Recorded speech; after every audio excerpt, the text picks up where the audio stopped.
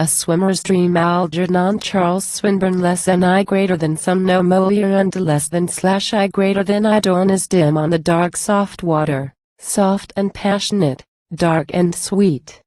Love's own self was the deep sea's daughter, fair and flawless from face to feet, hailed of all when the world was golden, loved of lovers whose names beholden thrilled men's eyes as with light of olden days, more glad than their flight was fleet. So they sang, but for men that love her, souls that hear not her word in vain, earth beside her and heaven above her seem but shadows that wax and wane. Softer than sleeps are the sea's caresses, kinder than love's that betrays and blesses, blither than springs when her flowerful tresses shake forth sunlight and shine with rain. All the strength of the waves that perish swells beneath me and laughs and sighs, sighs for love of the life they cherish, laughs to know that it lives and dies, dies for joy of its life, and lives thrilled with joy that its brief death gives, death whose laugh or whose breath forgives change that bids it subside and rise. Too hard and heavy, remote but nearing, sunless hangs the severe sky's weight, cloud on cloud, though the wind be veering heaped on high to the sundawn's gate. Dawn and even and noon are one, veiled with vapor and void of sun. Not in sight or in fancy or hearing, now less mighty than time or fate.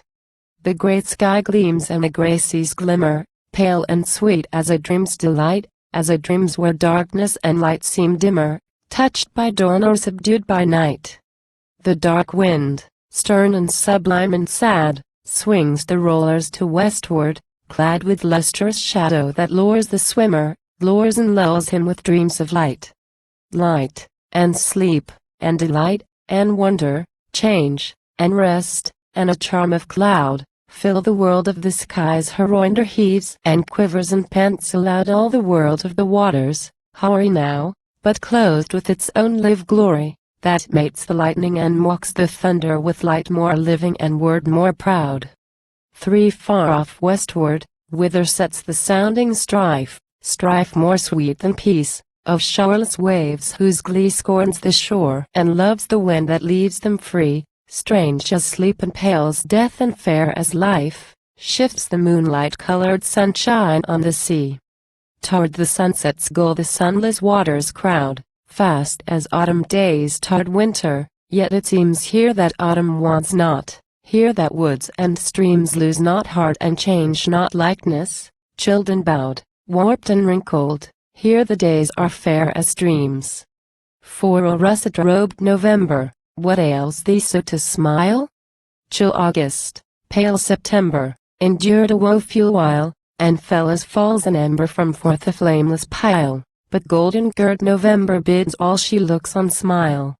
The lustrous foliage, waning as once the morning moon, here falling, here refraining, outbraves the pride of June with statelier semblance, feigning no fear lest death be soon, as though the woods thus waning should wax to meet the moon.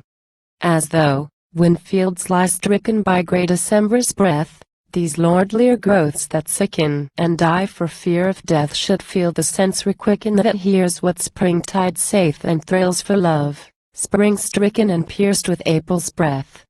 The keen white-winged northeaster that stings and spurs thy sea doth yet but feed and feast her with glowing sense of glee, calm chained her, storm released her, and storm's glad voice was he, southwester or northeaster, thy winds rejoice the sea. A dream is it all the season, the sky, the water, the wind, the shore?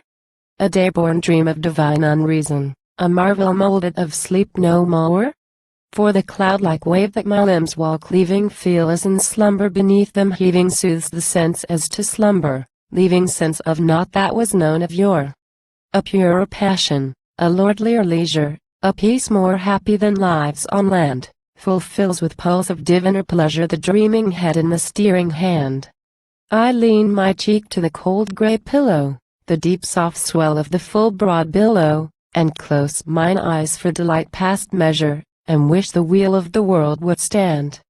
The wild-winged hour that we fain would capture falls as from heaven that its light feet come, so brief, so soft, and so full the rapture was felt that soothed me with sense of home.